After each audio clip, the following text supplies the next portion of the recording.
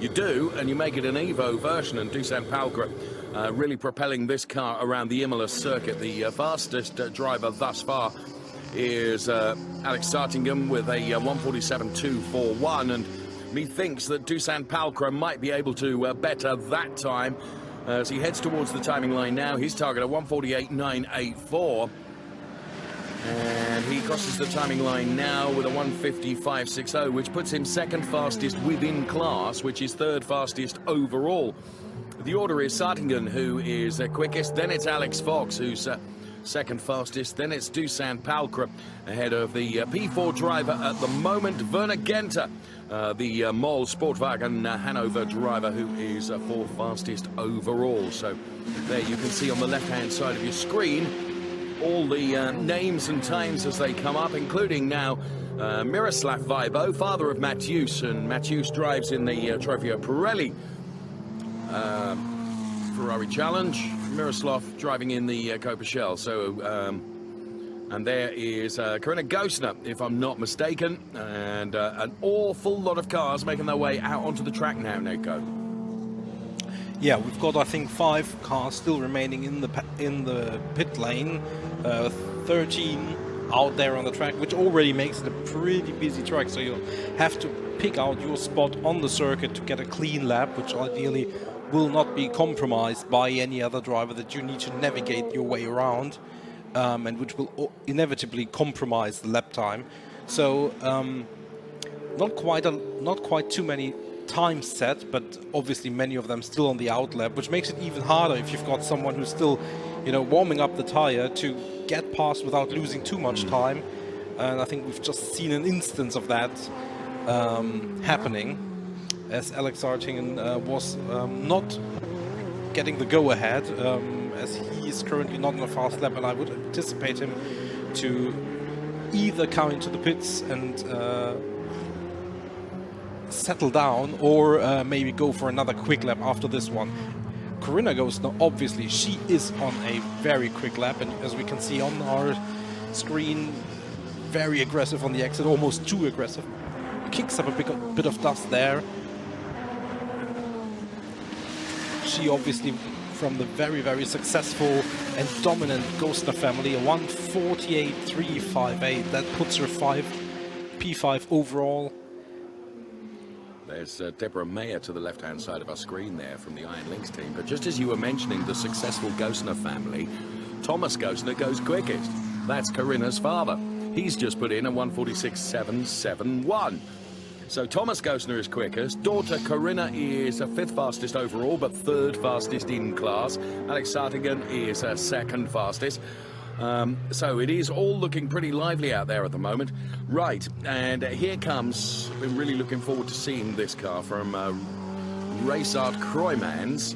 This is going to be a quick time as well, because PB better than anyone in Sector 1 and Sector 2 for the 188 car of Roger Groels.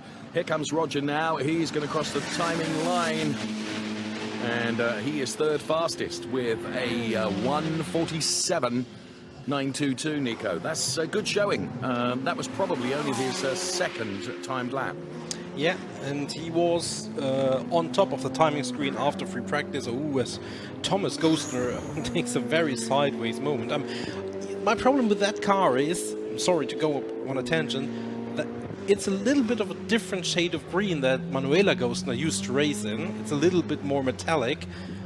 But it's not Thomas Gosner's color scheme. It is his daughter's color scheme. Orange. With an asterisk. Yeah, Thomas did use the orange where the green is currently, but the number certainly is his, the 161. And the top time on our screen is his, and is his to stay, a 1:45.607.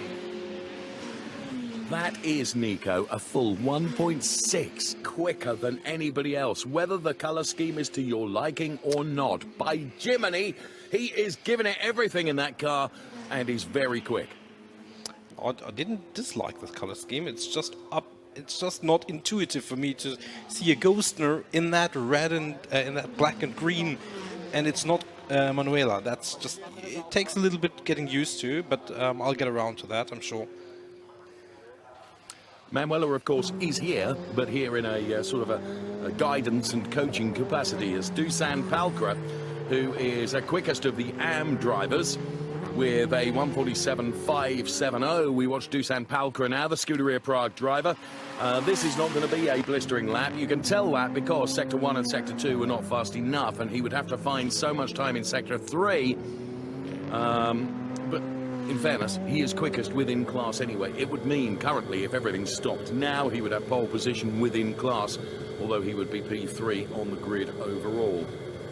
So down through this twisty section, reaching the conclusion of the lap, and there you can see Ravazza 1, here comes Ravazza 2. Now, as Nico mentioned earlier on, it's critical to get the exit of that Ravazza 2 absolutely right, because if you get it wrong, Nico, you end up with your back end of your car in the gravel. And just before I cross back to my colleague alongside me here, Claudio Schiavone, who I'm delighted to welcome back into the Ferrari Challenge. He's been missing for a couple of seasons, I think. Claudio Schiavone is back, and he is P2, Nico. Yeah, well done, a 1:47.240 as we just had a look inside the Scuderia Praha team. There's Alex Fox, engineered by Grand Est Mulhouse. I'm sorry, my French is atrocious. But not atrocious. Probably better than what I said. What did I, not what atrocious did I say? at all. Mulhouse. Is the Shark's Teeth ornamented Ferrari Challenge 488 Evo of this man, Fons Geltmer, who we follow on board through the Variante Alta. 2 personal best sectors. And now on his long winding way down to Ravazza 1 and Ravazza 2, looking to complete that lap. Currently P10 overall, 3 seconds down on the top time, so that's going to be an improvement. It looks like it. There you can see the Shark's Teeth, which I think have been around forever, since the birth of time. Fons was one of the first. No, he was the first, as he all of a sudden he goes third fastest. So you know that the Shark's Teeth are sharp and biting, because Fons is on a mission here. He was one of the he was the first interviewee in our Ferrari open mic program, and it was fascinating to talk to him. And Fons, a long relationship with the Ferrari Challenge, and of course also with his team, the Kessel racing team, through Laurie Kessel and Ronnie Kessel, and now of course Nicky Kadai is a team principal, and was for a long time, Nico, he was Fons' personal coach as Corinna Gosner goes off and drags a load of gravel back out on the car, and Miroslav Vibo manages to pass without any problems at all. Oh, scary moment there for Corinna, Nico. Yeah, and you can see how quickly that is. You go downhill, if you just miss your braking point, but if you miss it ever so slightly, you're in the gravel already. And there is, I mean, she did control it well enough so she could get the car out, because it's very easy for you to just get beached, and that means qualifying is over for you. So well done by her. She did get the car back into the pit, certainly to get the car cleaned and checked for any gravel.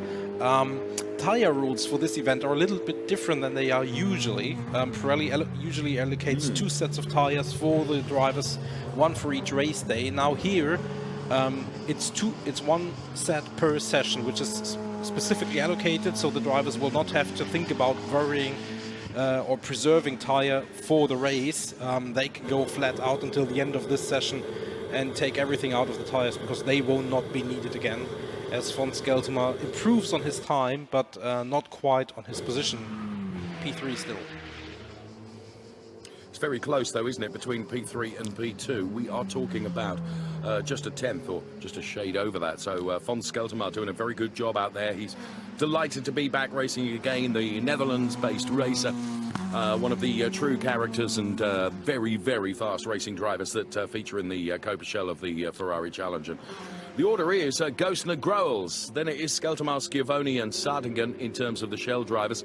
In terms of shell AM, it's Palkra, Simonchik, Vibo and Alex Fox. And There's no need for that. Absolutely no need for that at all, Nico. I think, yeah, it's fair. We've got 4 drivers who haven't set a time. Boris Gideon, Lauren Demoose, who's on his outlap, and Matthias Moser. Right. Giuseppe Romelli, I'm sorry to say, is MIA, not being seen on the track thus far, so that might indicate that his rendezvous with the barrier may have had a more significant impact on the car. We hope that we see him later on, at the very latest in the race. But there is a chance he might miss that qualifying session after all.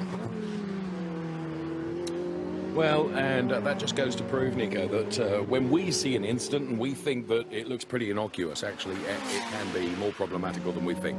Claudio Schiavone, who's currently 4th fastest, has completed Sector 1 and Sector 2, and the times are not such that he's going to improve, I would suggest. But now that is an extraordinary livery on the Claudio Schiavone car.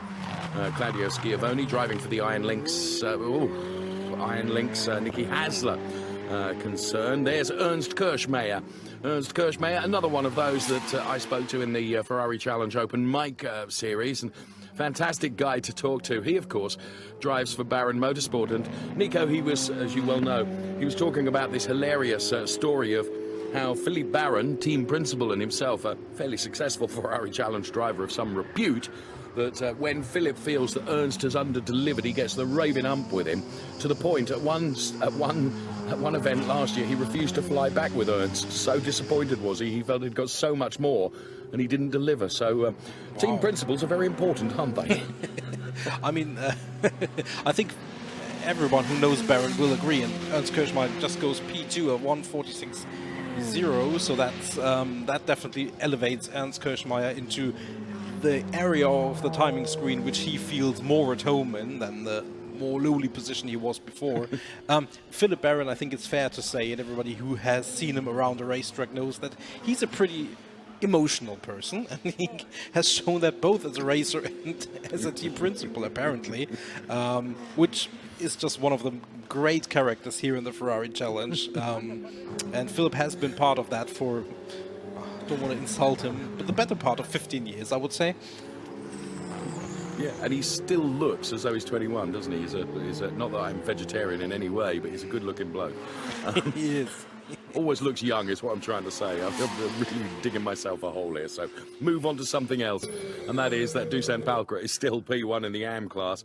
Thomas Gosner, Ernst Kirschmeyer, Groels, Skeltermar, Schiavone and Sardigan are in the shell category, the top 6. Then it's Dusan Palkra, who is P1 in the AMs, ahead of Matthias Moser and Simonchik, and off the track goes the 159 car of Matthias Moser, just as I mentioned him, Nico. Yeah, so we've got a red flag, which I hope wasn't for this incident, because he made it out of the gravel bed himself. So that red flag may have been premature. There was just got spun around and was careful enough to not dig himself into the gravel. But red flag is red flag. It's one of those. Sorry. Yeah. It's one of those difficult things, Nico, isn't it? As a race steward, you see an incident and you think, oh, goodness, that car is beached. Therefore, from a safety point of view, you throw a red, only to see the blasted car drive out of the gravel, and you think, oh, I could have probably got away with a yellow there. But as always, our race controller's doing a fantastic job, and always the paramount consideration is the safety of all. So we will forgive them for that. Yes, absolutely. As you say, can't be too careful, and it's much better to throw in a red once too often than once too late or too few. So that gives us a few more minutes to talk about the cars and the current standings. I don't think the red flag will last for a very long time, but they need to obviously let everybody get back into the pit before they can go green again. Whilst we have a moment, Nico, will you allow me during this qualifying session to say that there are a number of drivers that are perhaps missing from our Coppa Shell grid. Part of that is, of course, due to the pandemic that we've all been suffering, and from both Nico and me sitting here 2 meters apart, we would like to say we really hope you are safe and well. But also best wishes to a racing driver friend of ours who drives under the number of 127. That's one Mr. Tommy Lindrove. Get well soon, Tommy. We miss you out on the track. I think that's fair because he has not been terribly well over the last few weeks. Not of his volition, it has to be said. So look forward to seeing you back on track soon, Tommy. Yeah, absolutely. Tommy also always makes his presence felt by saying "I am here," which is his official motto. Unfortunately, he is not here, so Tommy, come back to being "I am here" in "I am here" mode. That would be very much appreciated. There is something there which you can never. It's interesting, isn't it? Glad you picked up on that. Looks like a little streamer coming out of the front end of the car, doesn't it? Yeah. We'll go back racing in just about 30 seconds, so enjoy those shots of the cars as they go through the chicanes. Beautiful liveries, beautiful shot, beautiful music too. You have curious tastes, one Mr. Spalak, that has to be said. These cars, of course, the 488 Challenge Evo cars, upgraded aerodynamics, which produce an increase in downforce. Not only that, a completely revised front end. We're looking at the back end at the moment, which is all the revised rear end. The rear bumper features new rear wing end plates, which interacts with the second enhancement, which is lots of holes cut in the bumper behind each rear wheel, which exhaust air from the wheel and reduce the aerodynamic drag on the car. We've got a green flag once again, and there is the 161 car of Thomas Gostner, not wearing his normal orange colours, but preferring that metallic green, which is met with such disdain by my commentary colleague here, Mr. Spelling. You are totally misrepresenting my statements. Oh goodness, I could be a politician, couldn't I? Don't mention politics.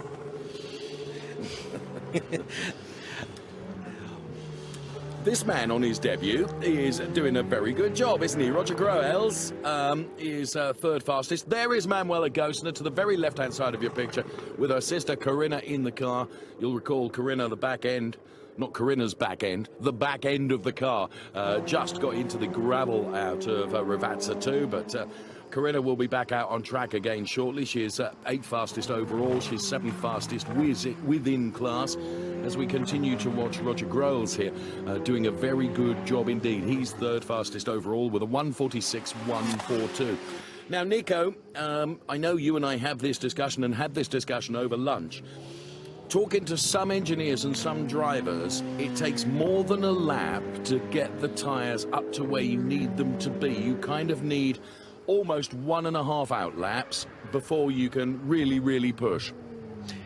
Yes, and I think one part of that is obviously the Evo version of the car and needing more time to be set up 100%, not necessarily across one lap, but obviously the amount of data that the teams and the drivers have for the new setup, for the new car layout is significantly less than they had at the end of last year compared to the previous incarnation of the car. So it all takes a little bit more time. But I do think that already now, one lap after the outlap, Roger Groels will be looking to improve on his P3 position overall.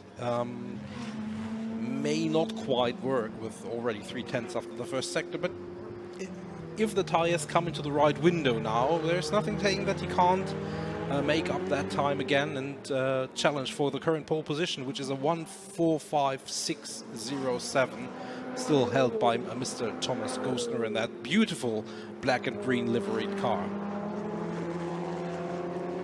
The other thing to consider, of course, Nico, is that with, what have we got, 9.5 minutes of the session remaining. It's very busy, isn't it? There's a lot of cars out there on track. And what you try and do is identify space that you can find on the track. You want a clear lap ahead of you, ideally, because even if, and this is the situation Roger finds himself in now, he's got the very quick Ernst Kirchmayr ahead of him. And just by virtue of the fact that you're looking at the car in front of you, it sometimes means that you compromise just a little your own lap time, because Roger will be thinking, now where can I get past Ernst? Where can I do this? And You know, they're into the final sector now. You can see how hard he's braking into Ravazza 1. Then it's Ravazza 2. You've got to get the exit of Ravazza 2 absolutely pinpoint accurate. Otherwise, your back end, there, just like that, dips into the gravel. And you kind of, that costs you a couple of 100ths. So 1:45.607, he's not beaten that. He's 4/10ths down. And I genuinely believe, Nico, that just having a car in front of him might be enough for him to lose those tenths in terms of concentration. It's possible. It's possible. You might also argue that, especially on the long segment out of Ravazza, you might even get a bit of a drag from the car in front of you. So in that instance, it may even be advantageous. But overall, obviously, if you can just focus on an empty track ahead of you, it's one less headache to consider. So yes, absolutely, it's never something that you want when you're on a flying lap. It's just like you're my wife. You have to disagree, don't you? But irritatingly, you make a very fair point. A very fair point. This is Fons Scaltamar, who is a P2 with a 1:45.801. He's less than 2/10ths off being quickest. He's done a personal best through Sector 1. Now, if he can absolutely nail Sector 2 and Sector 3, the target for cumulative time to Sector 2, 56.7, and unfortunately he's off that. So Fons perhaps is now a second down on the cumulative lap time. So this may not be the lap for Fons to try and wrestle away pole position from Thomas Gosner. It's Gosner, Scaltamar, Kirchmeier, Groels, then Schiavone, P1 through 5. Then P1 through 5 in terms of AMS is Simonchik, Palkra, Moser, Weibo, and Alex Fox, with Laurent Demers just outside the top 5 at the moment within class. He's P6 with a 1:47.960. Not seen much of Laurent out on track, truthfully.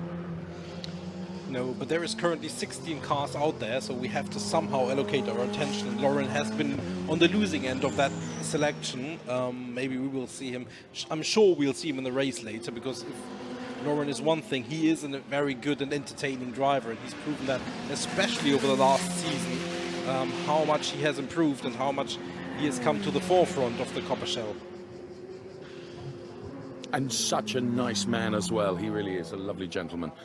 Inside the Scuderia Prague, now you can see all the data being analysed at every moment then, all the laptops and the screens, of course, looking at every single centimetre of the tarmac. And there's a lot of centimetres when you consider that it's 4.9 kilometres long, this track, and it's critical that you look at every single piece of this track, translate that through the data and where the driver is braking, where the driver can perhaps brake just a little bit later. Ernst Kirchmeier, it would appear, is on a quick lap here, because by dint of S1 being purple means he is quickest through Sector 1.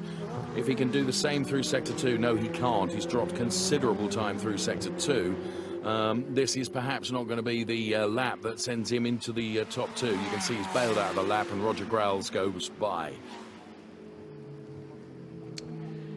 Yes, he definitely abandoned that lap. I mean, as we said, there is more tire allocation on this event, but still you don't waste the optimal window on the tires. If you feel that this lap has already been compromised, then it's maybe better to relent for the remainder of the lap and set yourself up for a perfect go around the next time, as we had Boris Gideon, one of the yellow liveried drivers.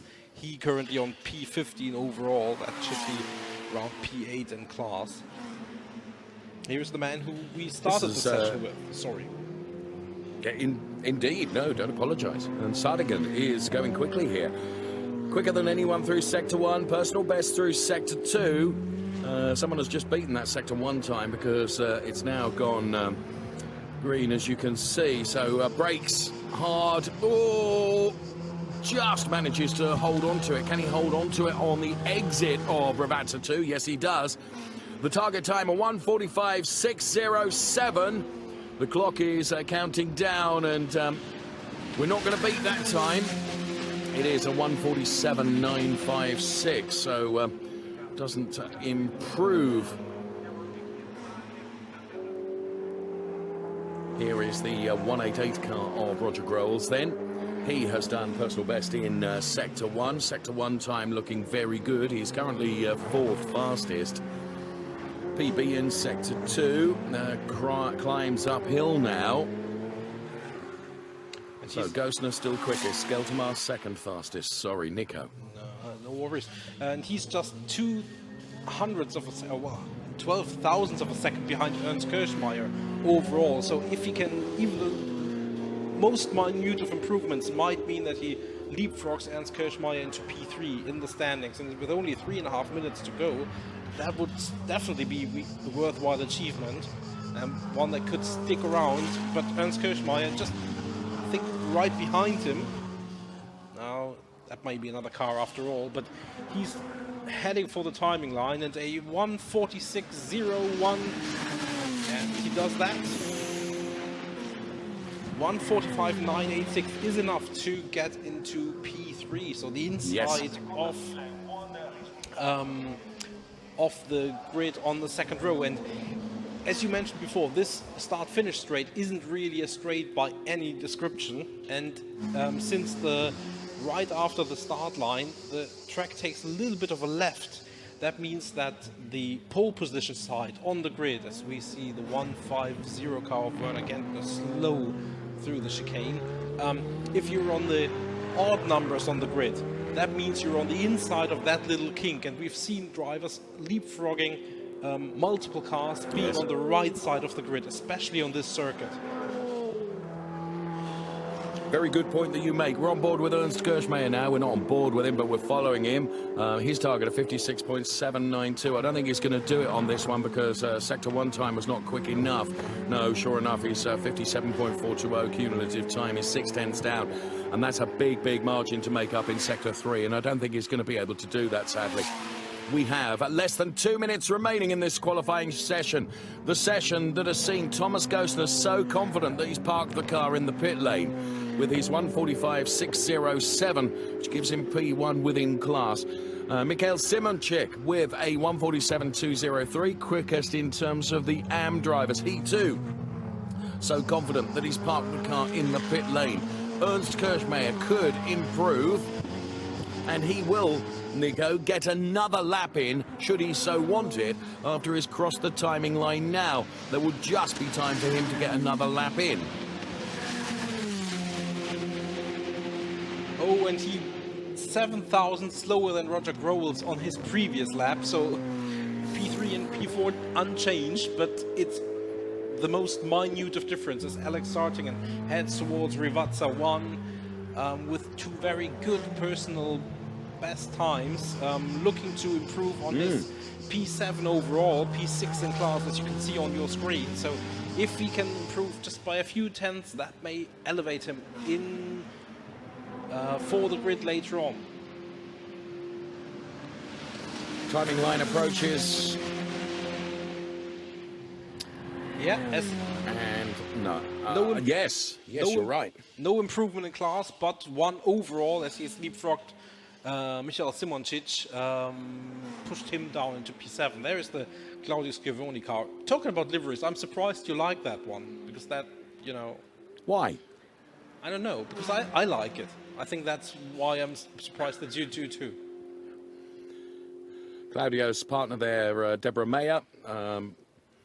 Deborah Mayer herself, a former Ferrari Challenge competitor, now sort of runs the Iron Lynx Nicky Hassler team. As Roger Growles, then, this is not going to be a time that troubles anyone, I don't think. I think his P3 is going to be assured, because Sector 1 and Sector 2 were not quick enough. It means too much has got to be made up in Sector 3 for the Race Art Crayman's driver.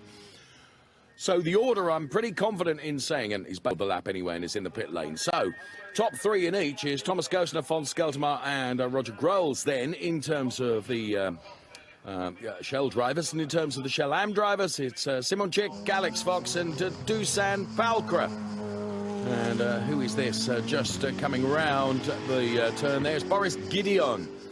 Boris Gideon was quick in parts during the season yesterday. Great to see him back in the Ferrari Challenge. And this too, the 178 car of Alex Sartingen.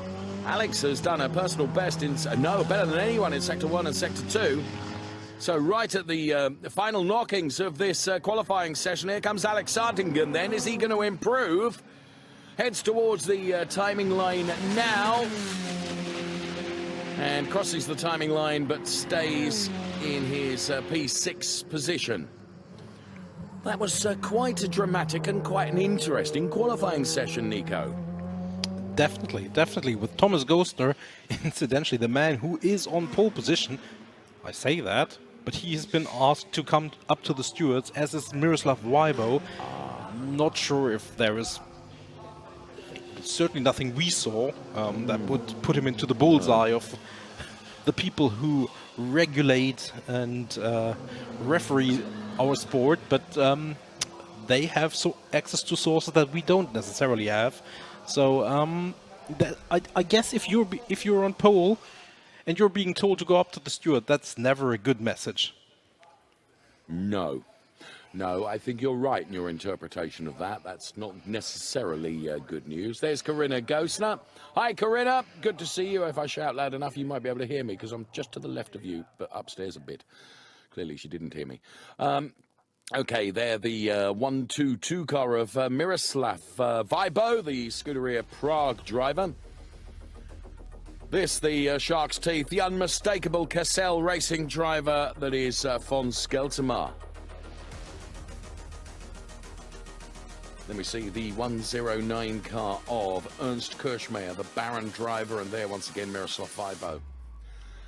So let's take a look at who finished where then, and we'll get the confirmation of that on screen for you. Thomas Gostner then provisionally pole for the Shell drivers, and Mikhail Simonchik provisionally pole for the AM drivers. But here is the confirmation on screen. Thomas Gostner, von Skeltermar, Roger Grols, Ernst Kirschmeyer, Claudio Schiavone and Axel Sartingen, the top 6 in terms of Shell drivers. Then Mikhail Simonchik, Alex Fox, Dusan Palkra and Laurent Demers very quietly bringing in 4th fastest within class. So Laurent going to be one very much to watch during the course of the a race to come a little bit later on.